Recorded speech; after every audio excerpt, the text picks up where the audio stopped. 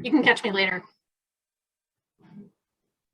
I'll just do a quick summary by saying I first started out by kind of going through a quick agenda, which starts with, do you have an investable widget, which is my favorite abstraction for understanding the investor perspective, and then the blueprint and the milestones and how it gets constructed are really what we want to talk about and in this space. So that gets me here, which is, how do you frame a milestone? What is it? And I think there's a lot of consensus around this framework of SMART milestones. They're specific, so it's either happened or it hasn't happened. It's very binary. It's measurable. I have 10 of those, or I have 100 of those, or I have X%. They're actionable. In other words, I can do something to make them happen. And they are reasonable, but ambitious, and timely. They are going to happen within a time frame. You're going to actually set a date for each milestone by which this new reality will be true. They're not activity-based. It's not a milestone to say I'm going to hire a sales team. It's a milestone to say I'm going to have 3 reps delivering at least 10 enterprise customers a month by March 15th of 2022. And so what we're talking about here is value building and risk mitigating type of milestones, not activity-based, because as an investor and as a founder, you want that investor capital to go to growth, not linear time, that we're just funding a continuation of your business operations and just expanding them. We don't want to fund activity. We want to fund growth, and milestones are growth oriented. 4 to 6 months is a nice rule of thumb for about how far out the headlights can cast at these really early stages. And so try to think in pretty small increments of time. A week is way too small.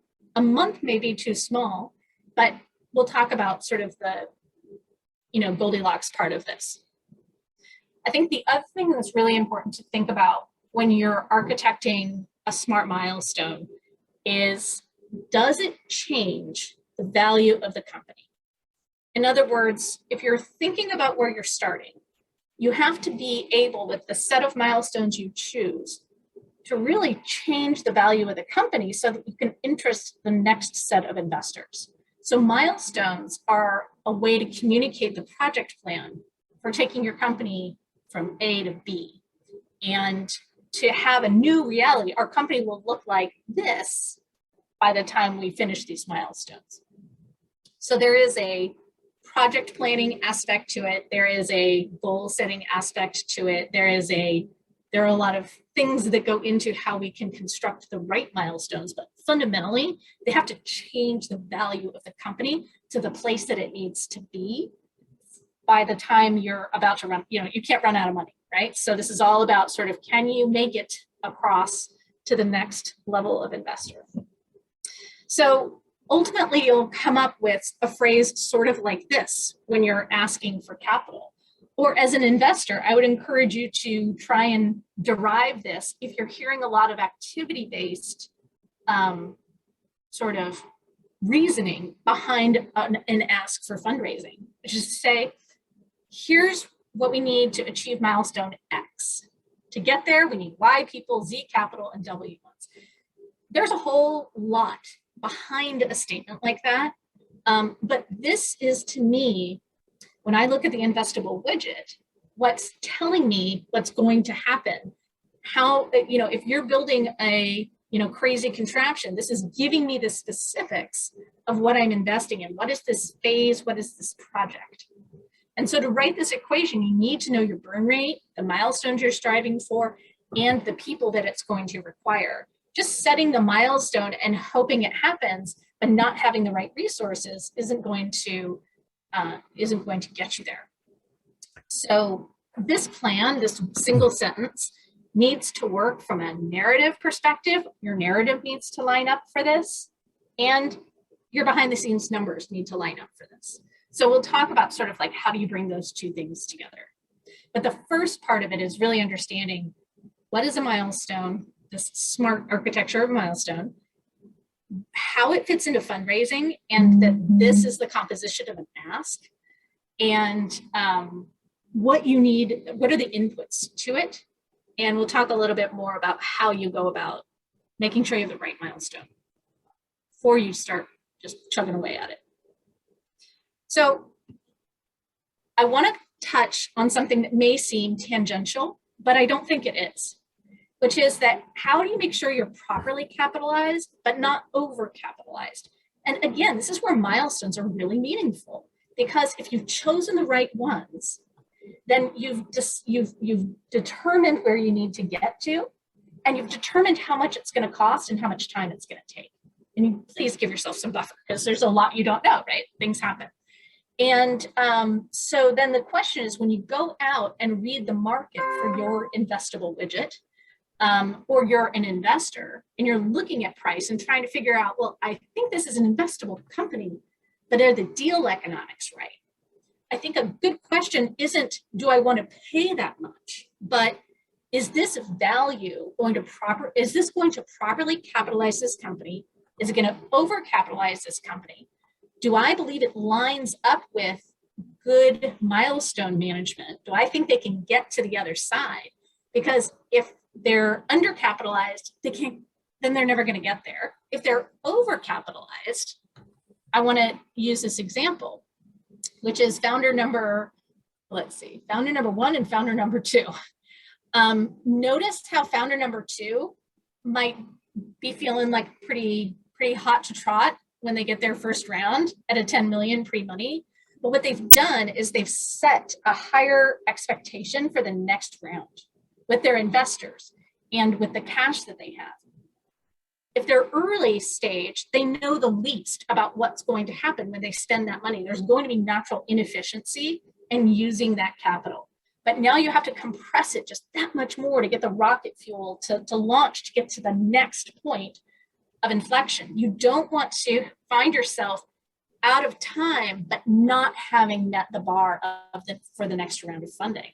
Those are where things like down rounds happen. Companies go out of business. You're searching for funding. You're scrambling. And so those are high risk points. So as an investor, I want to make sure I know what I'm signing up for in terms of the journey that we're on to get to the next stage. And sometimes price can really play into that. So properly capitalize yourself. You don't want to over-capitalize yourself, because you're really just raising money at ultimately, like, you're borrowing from your future fundraising capacity. There are all sorts of reasons why I'm not a big fan of people over-raising and thinking, well, that'll let me just go heads down for 2 years and just build. I see the need for capital being like this. You're a founder trapped in the middle between your investors on one side and your company on the other. One pushes the other up. You just have to balance that correctly so that as the company goes, you get more capital, the capital goes in, you can grow the company more. And it's a lonely squeeze sometimes. And I think that that's a lot of the stress of founders, trying to really connect those dots all the time when it comes to this part of their business. Milestones, I think, are a really effective way to manage to that. And so, again, properly capitalizing yourself for the next stage, but understanding the risks of overcapitalizing as well.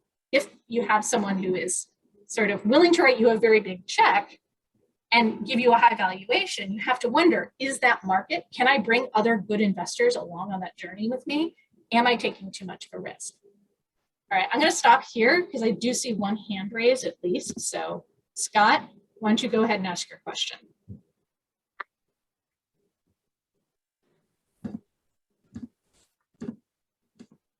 Scott, you're on mute.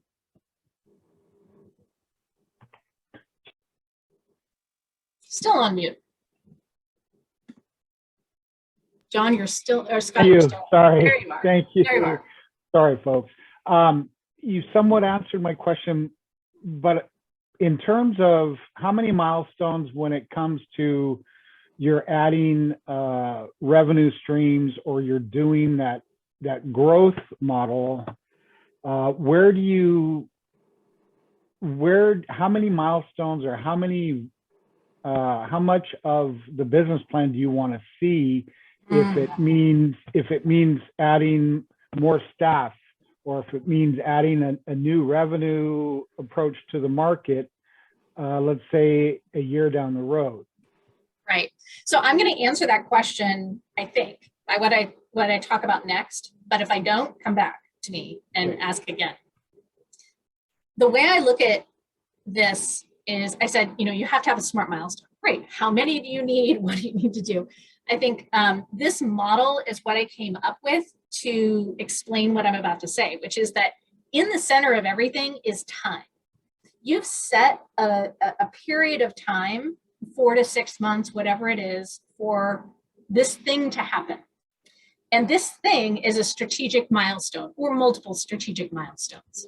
But you can't just set them and have that be true and have it work. Because if you're in a large corporation, if you're in a corporation where there's a long operating history, you may be accustomed to being able to set milestones, and with all of the history and context around you, there's a lot of certainty, and you can pretty much just start going once you set those milestones. However, in a startup where you know the least and there's a ton of ambiguity, I highly recommend you look at it as sort of interlocking gears. So the next step to sort of test your milestone, after you set the time, you set the strategic milestone, is to look at what are the assumptions. In other words, ask yourself, what has to be true for those milestones to have been accomplished? And when you really list those out, be exhaustive. Team, conversion rates, just everything you can think of. So just list them out, quantify them, and then qualify them. Meaning, if you are going to generate 100 leads, what has to happen? What are you assuming? You're assuming that you can do pay-per-click advertising at a certain rate and spend a certain amount of money. What kind of conversion? What are the quantifiable aspects of what you're doing? How can you quantify? Generate leads. How can you? What does that actually mean? So being really specific, and then putting a quantifiable sort of framework around that element of that particular assumption, and then go out and see if you can validate it. Maybe you have a great advisor who's done a lot of pay-per-click advertising in this space. Maybe you run a quick campaign. Maybe you do a survey. But think about, how can I see if this is realistic? Can this really happen? Is this, am I crazy test for, saying that I have an assumption of something that has to be true. Here is sort of the numerical part of what that means. And then I need to go out and validate it. And the next part is what I call these what if models. And this is not the full-blown MBA business plan. This is, I'm going to flip forward for a sec, what I call it sort of comic strip level modeling, which means it's complete but short and pretty simple, but it says a lot. And so this is an example of one that I just completely made up. So you'll see at the very top, there's a time frame. You'll see that there's, that what we're trying to model is paid customer acquisition. And so what I've done is I've said, okay, the blue boxes are all the ones where I am putting in sort of a factor that I think I'm going to get, like 25% convert to the demo. 75% of those create a paid customer. And then you can see the column here where it's like, have I validated or tested that in any way? And really challenge yourself to look at each of those rows. And then you can see on the conversion to demo, maybe you've gone out and said, yeah, based on the last 15 calls, that 25%, it's only 15 calls, but I'm going to base it on that. But you can see over here in the reasonable to accomplish, when you look at the numbers, you'll see for number of first meetings, that works out to about 2 per workday. And then you start thinking, do we have enough bandwidth to do that? Who's going to do all the scheduling? How is this actually going to happen? What kind of plan do we need in there to make sure this is reasonable? So quantify, validate, and then test for reasonableness. And so you can see down here, that you get to, with all of these assumptions in this model, a marketing budget need of around $7,500. So you need to review your cash flow projections. Do you have all that money up front, or are you bringing it in over time, or how are you funding that, right? And just the timing lineup. So this is just a super simple, made up sort of scenario for what I'm trying to say that you might do. I'm not saying go build an MBA plan. I'm saying do a comic strip version of just test out the idea, because you may have to go back and re-architect your time, how you define your milestone, what has to be true, and then how do you model it, right? So you're sort of working all these gears until you've got something that you can go forward with. And Bob Crimmins calls this the cogent story. And when you look at this all together, it's a narrative of here's what I'm going to do, here's what I'm assuming, here's how I validated it, here's the time frame, and I can tell you that story with numbers, and I can tell you that story with narrative, without diving into discounted cash flows and really detailed modeling that has its place, but is not what we're talking about for this sort of validation of a milestone. So Scott, did I answer your question? A large portion of it. Is this intended to go into our pitch decks in some area, or is this an addendum to our pitch deck? Right, how do you present it? Yes, and then one other question, if I may, is, two questions. How much are conventional banks willing to work when you have a cash gap need between funding rounds? And then no, John Shea said no. Yeah, usually banks are not where the whole reason that the sort of high risk asset class has formed around these opportunities is because this is not the place for banks. Okay.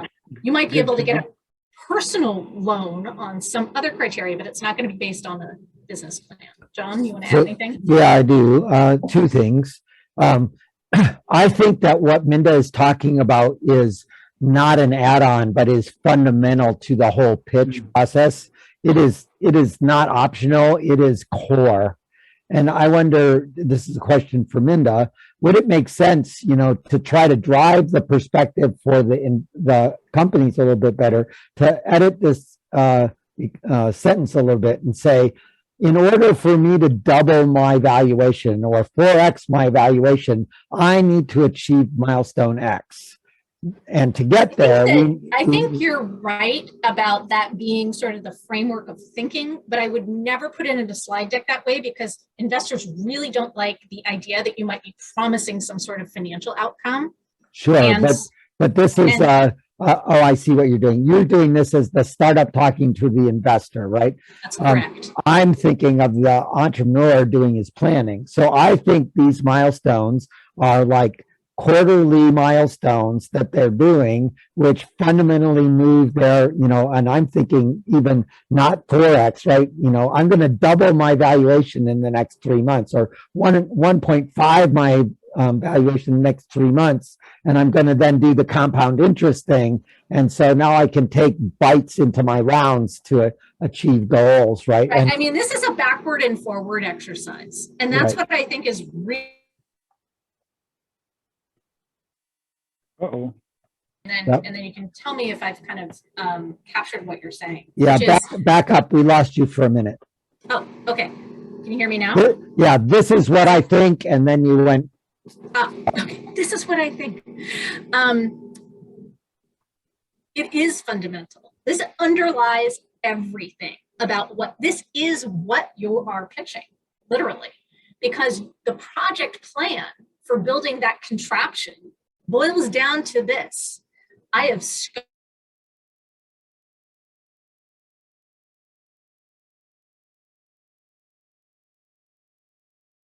we can agree or disagree on that. And here's what I need to get there. And here's how there's a cogent story for how I can without failing and running out of money. You locked up again. Maybe we should be asking you to turn off your video. I will turn off my video.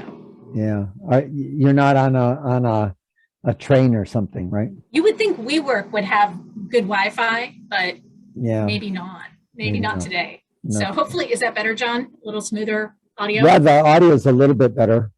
Okay. All right. Well, hope for the best. Can I also add to what Minda Yes. is saying? Hey, so I just want to back up a little bit on what John mentioned, because I think Minda has a great point here there. I see that, there's a lot of focus on raising rounds, but I think that's a byproduct of success. So I think this stands out, to tell that, hey, you know what, I'm going to work into focusing on customer serving, focusing on, generating sustainable business with good margins. And this is what I need. And I think the fundraising portion of things should be just the byproduct of it. Well, so 98% of companies don't take fundraising, right? Although we are biased towards fundraising. But Minda and I were talking earlier about this notion of, going from pre-seed to seed, going from seed to Series A. In those conversions, the people that get pre-seed that don't get seed is about 66%. And the ones that get seed but not Series A is another 66%. So you should have this milestone mentality regardless of funding, and you should have a plan B for how you're going to get the resources to achieve the milestone without funding if you can't get that runway. You want to jump in? I was going to ask Minda, sorry, real quick. I was going to ask if, can we put benchmarks in our modeling where it says, when I reach 10,000 customers, this is a point we expect the need of another, $400,000 or to be able to launch into our next stage. Right. So I think it's fair to map out, be very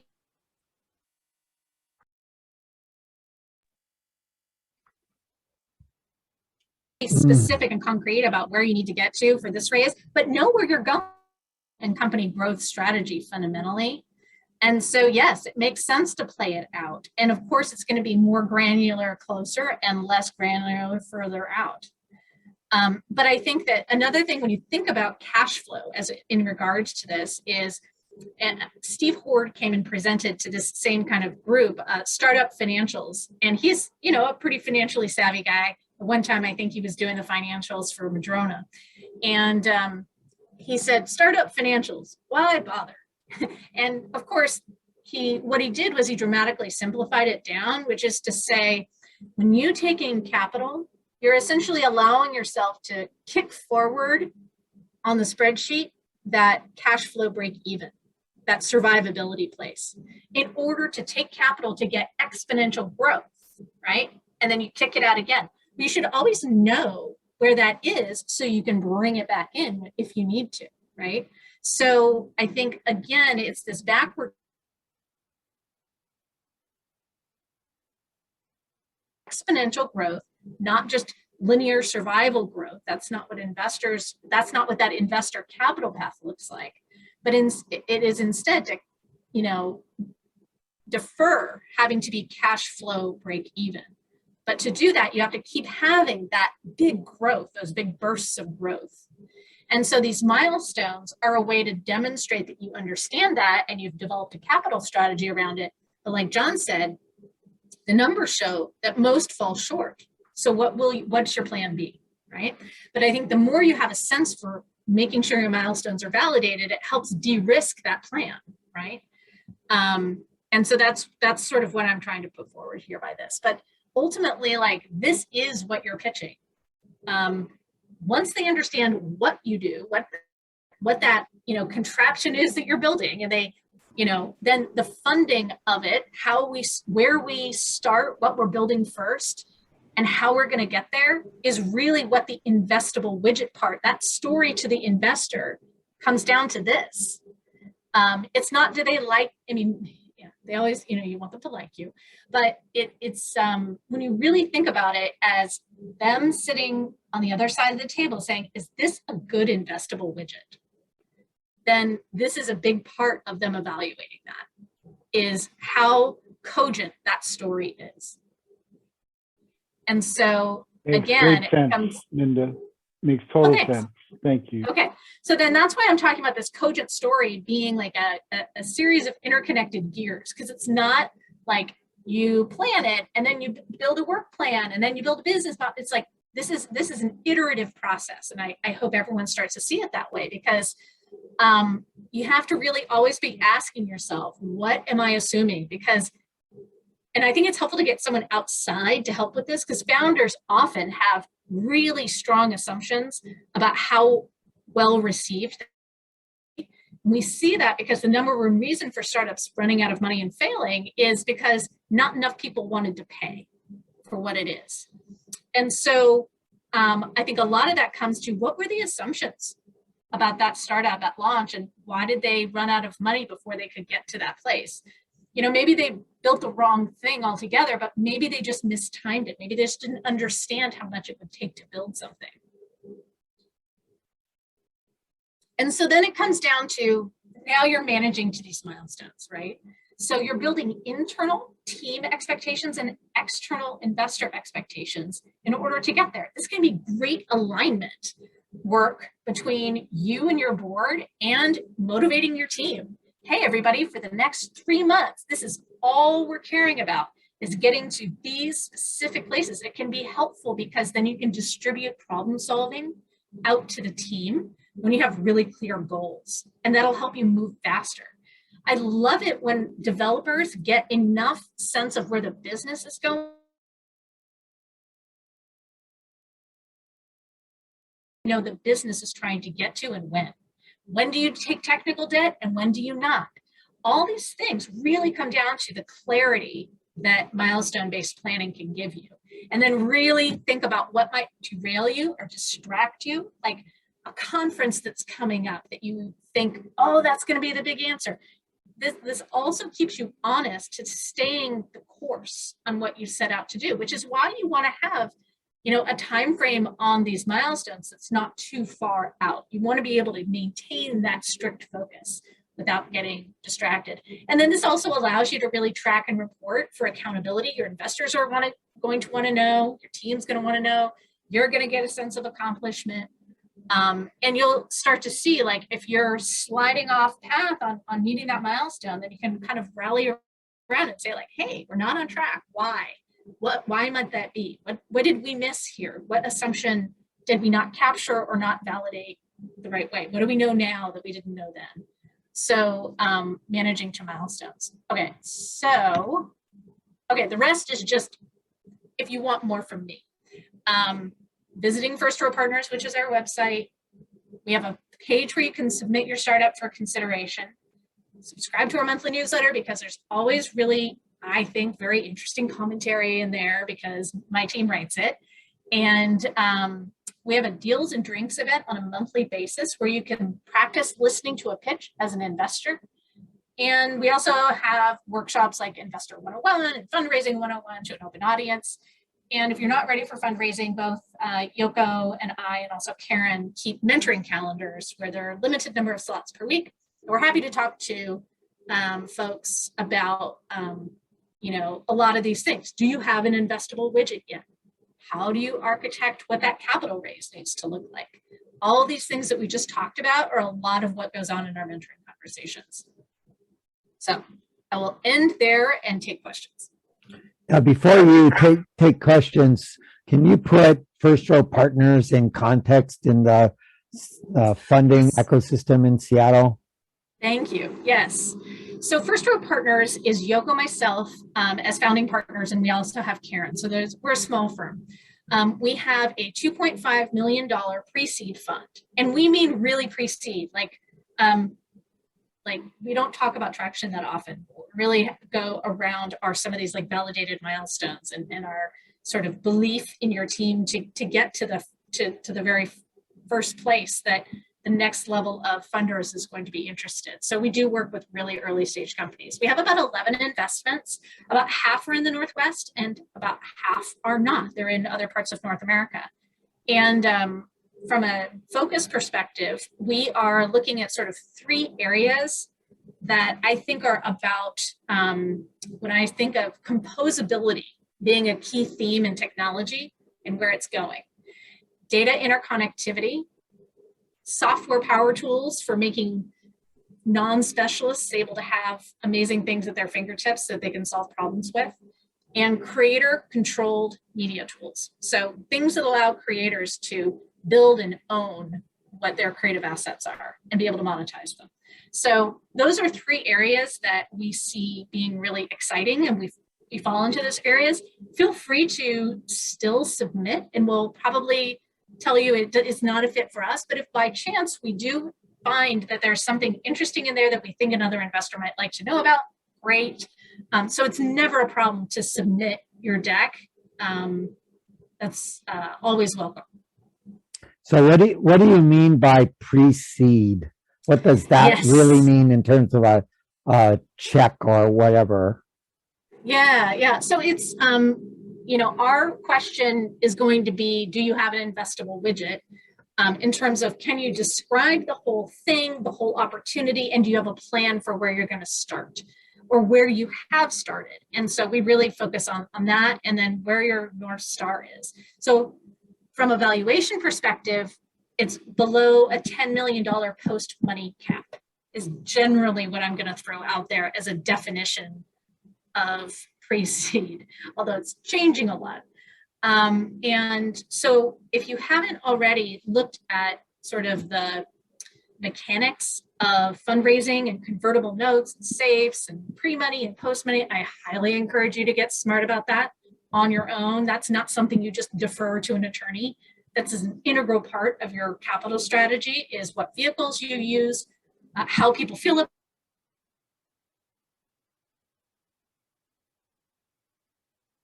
So really, you have to back up how people feel. How people feel about the different types of vehicles and what the implications of each of them are. A priced round, a convertible note, a safe, pre-money, post-money on those last two, and understanding the mechanics of the pros and cons, and really owning which one you think is best. And ultimately, an investor might present the one that they prefer, but be prepared to own that conversation and come to it with full understanding. And I think I might have said earlier, this is not an area you just defer to the lawyers to figure it out. When you're going from yes to the check, you need to understand the vehicles that you're using, how they affect your cap table, and the implications and the pros and cons of them. This is a really important. And this is the place where I also suggest people look at other funding mechanisms than venture or angels. You can do revenue redemption, you can do revenue loan, you can do crowdfunding for equity. There's a bunch of other choices. And so when I hear Minda say, know your vehicles, she's really looking at what are the options for how you're going to raise money. And that choice is the founder's choice. They set they fill out the paperwork with the SEC about what they're doing. And so they get to hit the little button on which one they're doing. Kathy in the chat says, can you recommend any books around milestones? No. I don't know any that are so specific to raising equity capital that focus exclusively on milestones. I think I don't know any either. Can I get you to stop sharing, and then we'll see faces, and then we can have a better discussion. Oh yeah. Thank you. Okay. Cool. So if everybody goes up to view and says gallery view, then you'll see all of the lovely faces of all the people. So Kathy, you want to ask some specific questions about milestones? Oh, okay, here. We're great. So this is actually Larry. At Microsoft, I have 20 years there, veterans with a lot of scars and milestones. This is, my question is, we've never really talked, I like what Minda's saying and what you're saying about doing startup milestones, and I use them, and I've kind of learned from Microsoft and kind of made them work for me. but all the milestones teachings I've ever had were for running corporations or running projects, Right. not really for fundraising. Yeah, you're looking mean- for a value change, right? What's the biggest risk that you can de-risk the company, and in the process of de-risking the company, change the value, right? The value of my company is a function of the number of people that are paying me. The value of my company is a function of the rate at which I get more people paying me. The value of my company is a function of how much intellectual property I have. So, Minda, what are the most de-risking things that people are doing for your milestones? Getting paying customers. I think I always come back to the customer decides if your company is going to achieve what you set out to have it achieve. It's not up to the investors. It's not up to the founders. And so if I can see that the customers are responding to what you're doing, and I think that's having an appropriately scoped MVP is one of the greatest things you can do for yourself, to demonstrate that customer demand as quickly as possible, to risking that element, because again, number one reason startups fail, you put out something too diluted and not value specific enough, or there are lots of reasons why, but fundamentally that's, I think, one of the biggest things that I look for startups to overcome. Yeah. Any other thoughts or questions for Minda?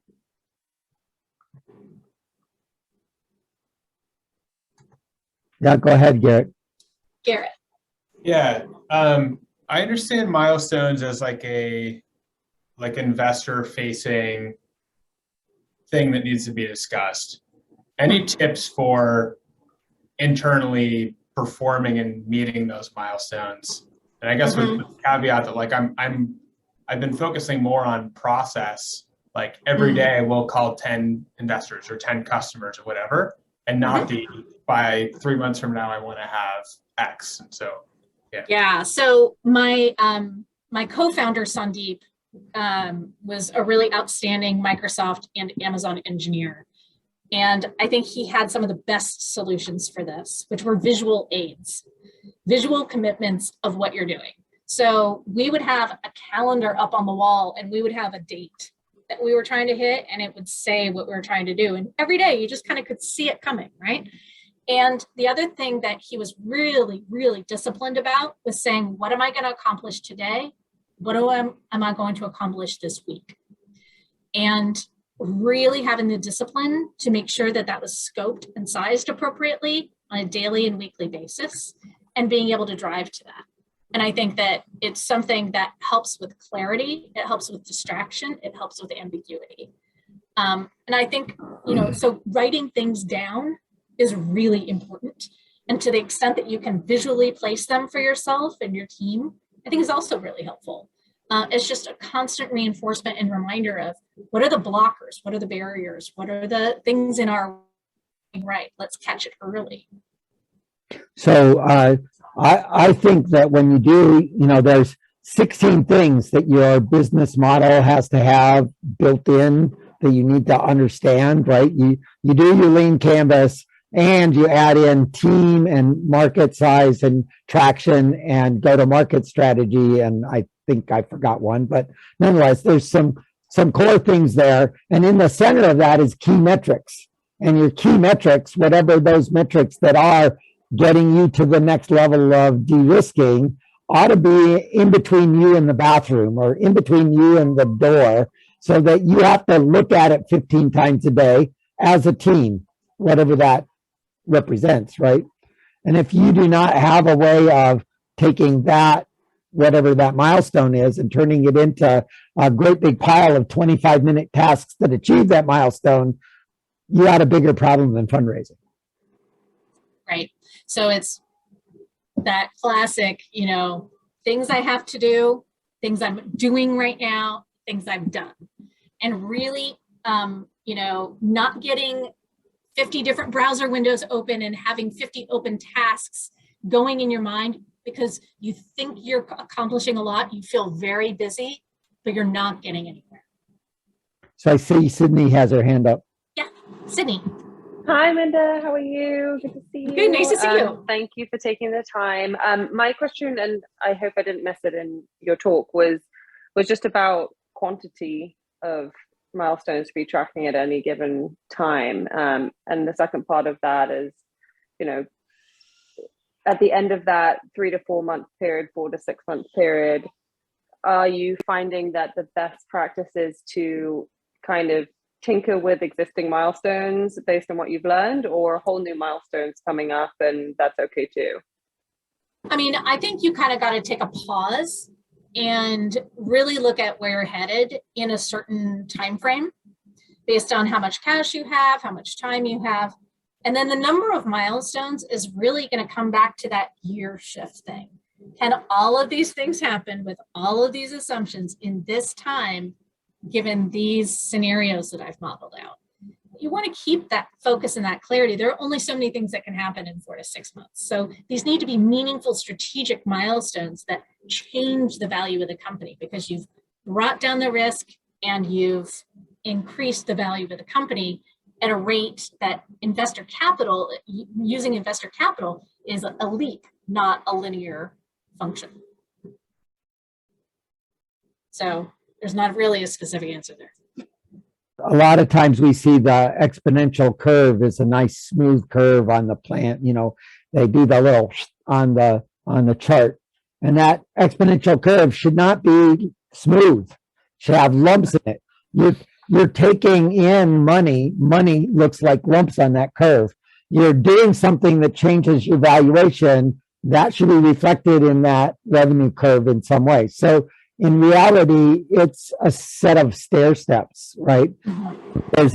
I'm running along and then I change my productivity and I get an inflection point and then it doesn't work as well. And then I get another inflection point and it doesn't work as well. And so there's these little plateaus and little fixed costs that mess up that smoothness.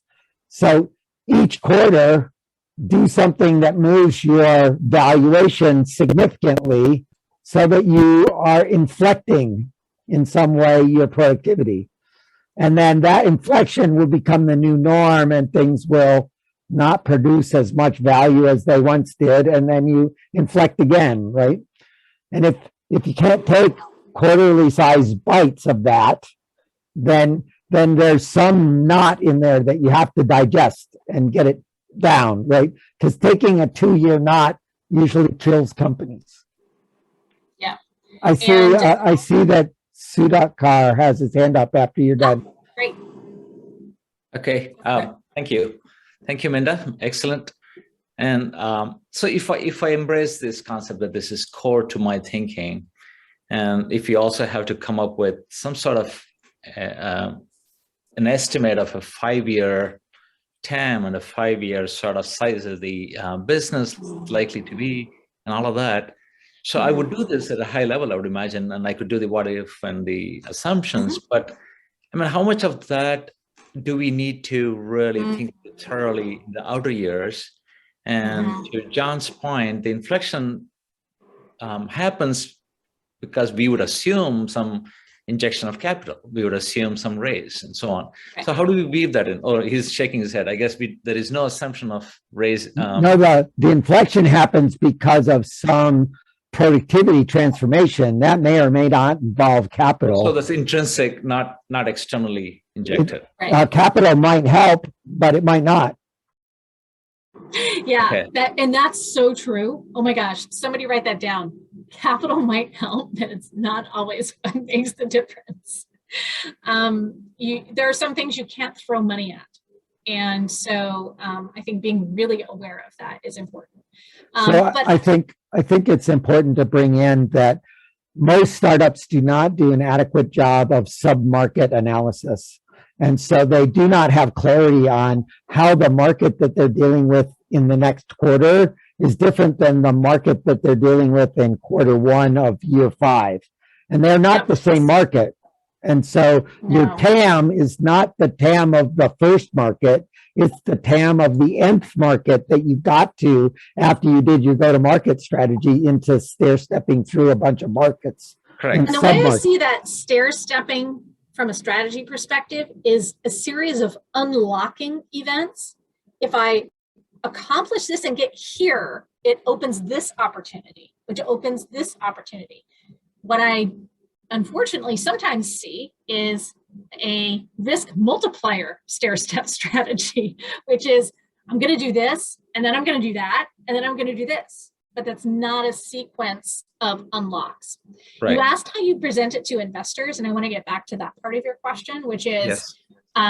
I think it's, and this is a one-person opinion here, but I like to see good thinking and clarity about, what we just talked about, the milestones near term, how are you going to survive to the next round, and do you know where that is, and all those good things. I need to know as a venture investor who's looking for $1 billion company and something that can return my fund and be an outlier.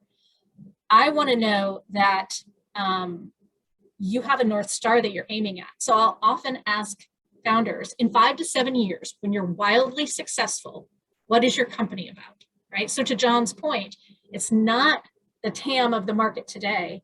I want to understand your excitement, your vision for what's going to be different in 5 to 7 years because your company has been wildly successful.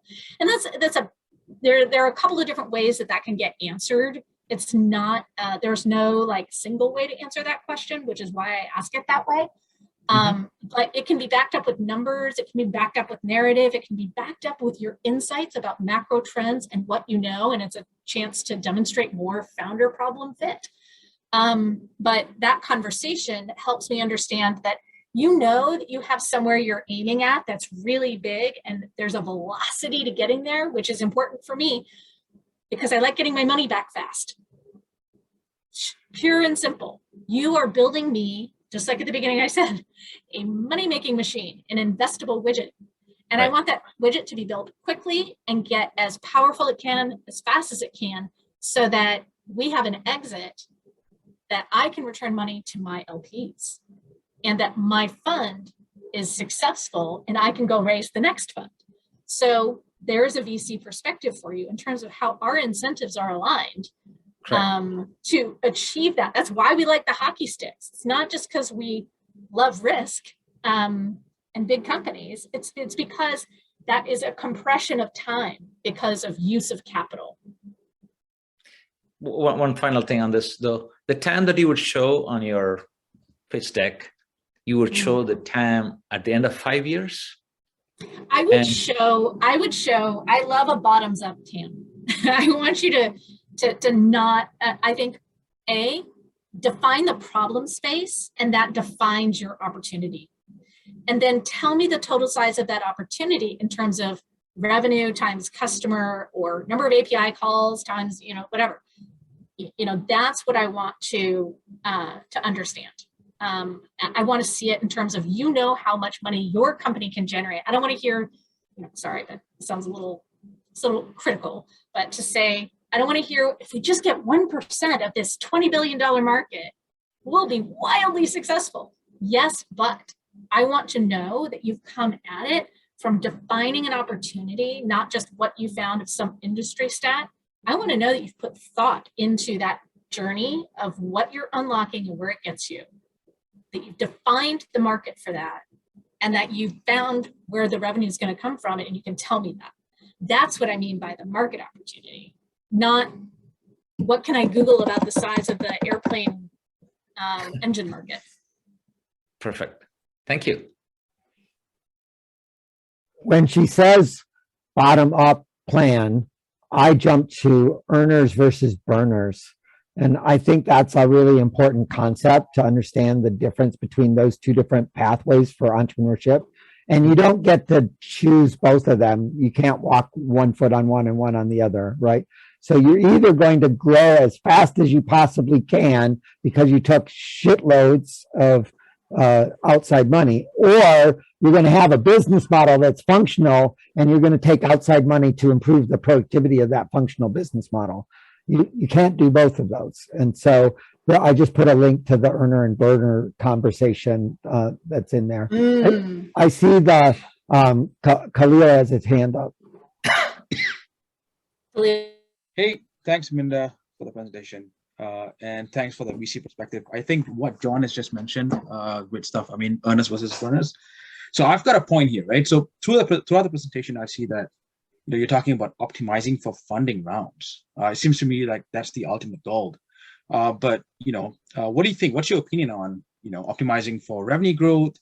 With massively negative unit economics, right? I mean, It depends on what. I'll give you the it depends. Product market fit, growing so fast and expanding to multiple cities, right? And but the finance function is so immature that it's just the costs are not properly attributed for. So I guess the answer that pops to mind there when you think about it is, what's your defensibility about? Is it about market grab? Is it about share of wallet of a particular kind of customer? Like, what are you chasing? And, just showing wild revenue growth may or may not be, are you doing that for investors? That's a terrible way to grow a business. What you should do is assess the opportunity and what are the series of unlocks, right? And then it gets to somewhere exciting. But you have to have a strategy for how to achieve those unlocks. Like, what is your unfair advantage? How is the competitive landscape going to work against you? What's your, everyone always asks, what's your differentiation? I think a big part of it is them trying to understand what kind of business is this an IP business? Like, if you're doing drug discovery, you're not going to have any revenue, but you're going to have a series of experiments that go well or don't go well, and you're going to have approvals that go well or don't go well. But that's not a revenue growth, fast growing business. But boy, there are a lot of VCs that invest in those drug discovery companies that have made a pretty penny over the years. So it really is, what kind of company are you? What's your long-term defensibility? Like, one of my companies, it's great when they get new customers, but it's really important strategically that they grow their data set. That's their ultimate moat. And so customer growth and revenue is only one part of the story of what they need to unlock to have a defensible company. So when you're talking about the hockey stick, what are you talking about? Are you talking about revenue growth? Well, or are you talking for them, the hockey stick is different, right? They're going to explain to me a series of unlocks, which it goes a little bit like this. We are going to have an API with applications that we develop to start it going.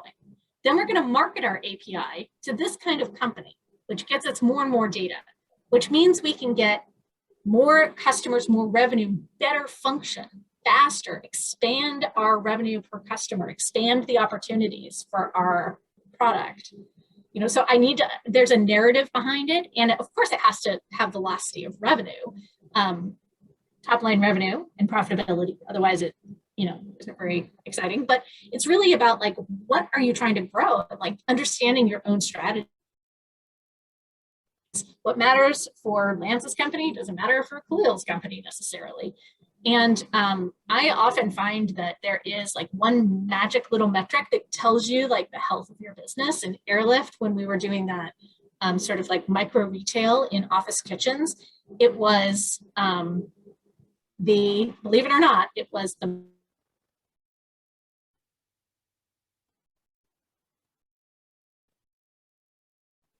and we also had metrics around the number of turns per thing. So there were different. Muted, John. You're muted, John.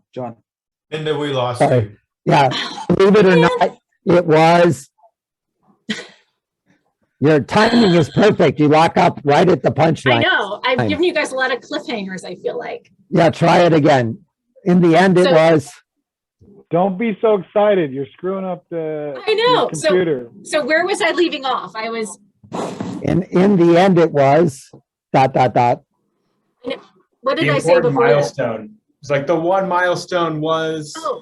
Oh, the one milestone for Airlift to be successful was the margin per replenishment drop. And that told us everything about the health of that particular market and its ability to succeed. We also had a metric that told us the number of people that signed up for prepaid accounts, the percent of employees that did that would tell us the success of the market long term. We knew these things by watching a lot of things over time, but then it narrowed down into a couple of things that we could really track and follow, and by affecting those, thereby affect our business. So you have to know your business. You have to know the strategy, and then you have to know how to measure the progress against that strategy. Scott has his hand up. Yes. Yes. So Thanks. backing up just a little bit in terms of maximizing round, in your slide, you showed the founder 1 and founder 2. So Mhm. if I'm hearing you correctly, I should, in my first, because my first round, my big round is going to be in the tool development. So in the app development, the tool development space. So if I'm hearing you right, if I'm thinking I'm understanding from just a sheer value, I shouldn't be asking for money to go beyond that to take it to market. But then who is gonna invest in just building the software if I'm not also taking money to take it to market? I'm so glad you're here, Scott, because this is exactly what the thinking about milestone planning is designed to do, which is for you to match your milestones against the market for capital, if that's the path you're pursuing. And so it's not saying this is where I decide I'm going to get to, but where is the next value where are the next set of investors? What do I need to show them for me to be interesting as an investment opportunity? So Right. that's Thank you. that's what this Yeah. milestone plan is all about. And then it's about, okay, that those set of milestones mean I need X amount of capital, right? For X amount of time. And then that tells me that you know how to be properly capitalized and what's too much and what's too little, right? So How often do you So- find that first seed money investors follow on with second round? can everyone hear me okay? Yep. Okay, so how often do we follow on with investment, like to the next round? It's a great question. I really think the answer is very fund strategy dependent, and your fund size is your fund strategy. So for a $2.5 million fund, we have 0 reserves for follow-ons. Now, we would like to organize SPVs to take advantage of follow-ons and then bring our LPs and others into that, and then put the proceeds of the carry that we get back into the fund.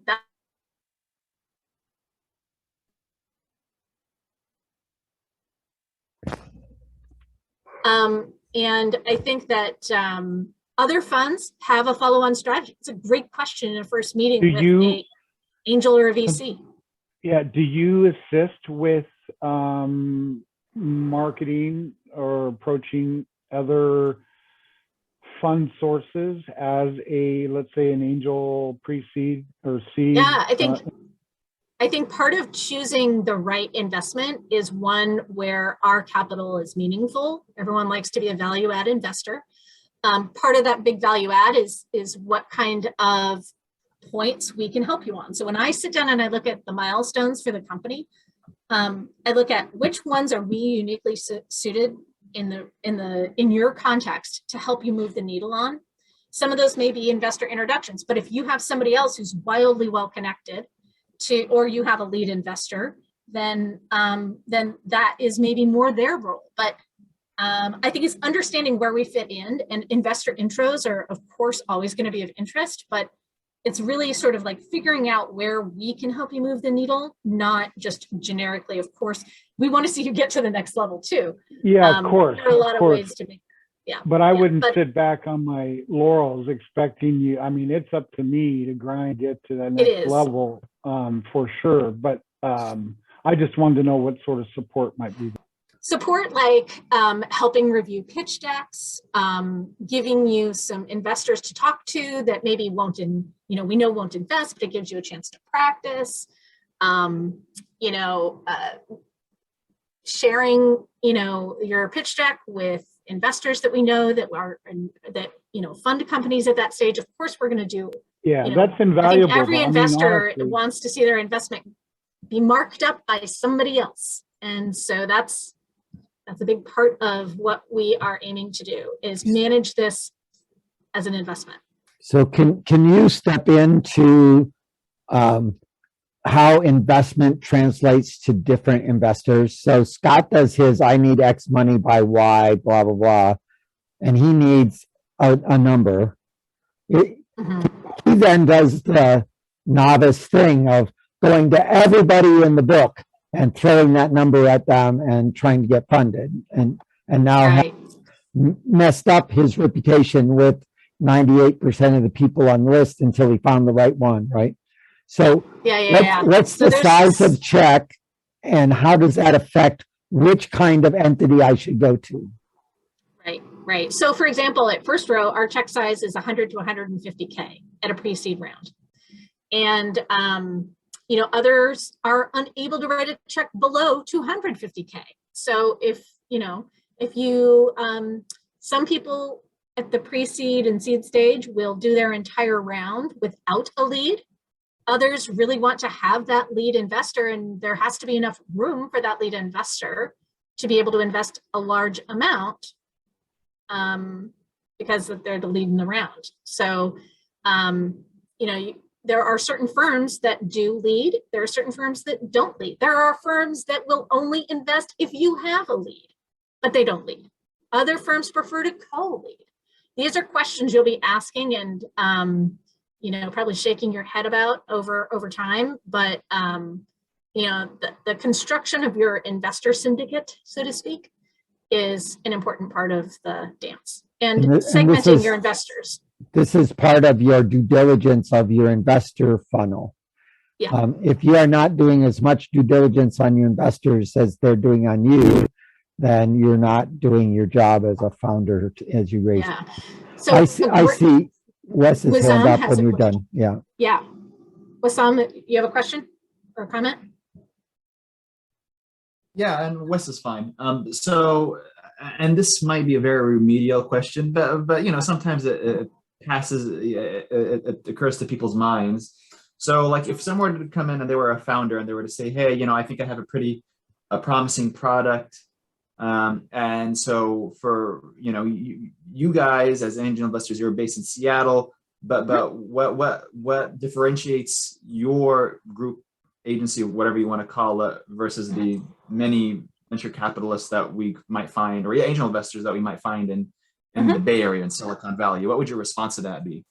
Yeah, no, that's a great question. And I think for us, when you meet with someone from First Row, you immediately have that answer, because I can tell you what it is in advance and I'll tell you what I think it is, but it's really what we hear from founders, which is that we dive beyond the pitch deck into these kinds of discussions very quickly. And we like to have a conversation. We like to ask questions. We show it prepared. People want us on their cap table because they feel they'd like to keep us around. And that means different things to each company, but it turns out to be really meaningful in having us be investors that they want to have participate in their company. It probably has to do with the fact that we have operating experience. We've also been very thoughtful about how we approach the investment market and what kinds of questions we ask ourselves and our founders before we invest.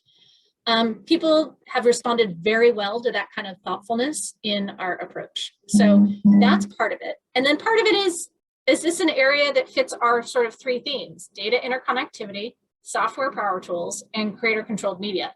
If you're a medical device, I'll refer you over to the Apis Angels group.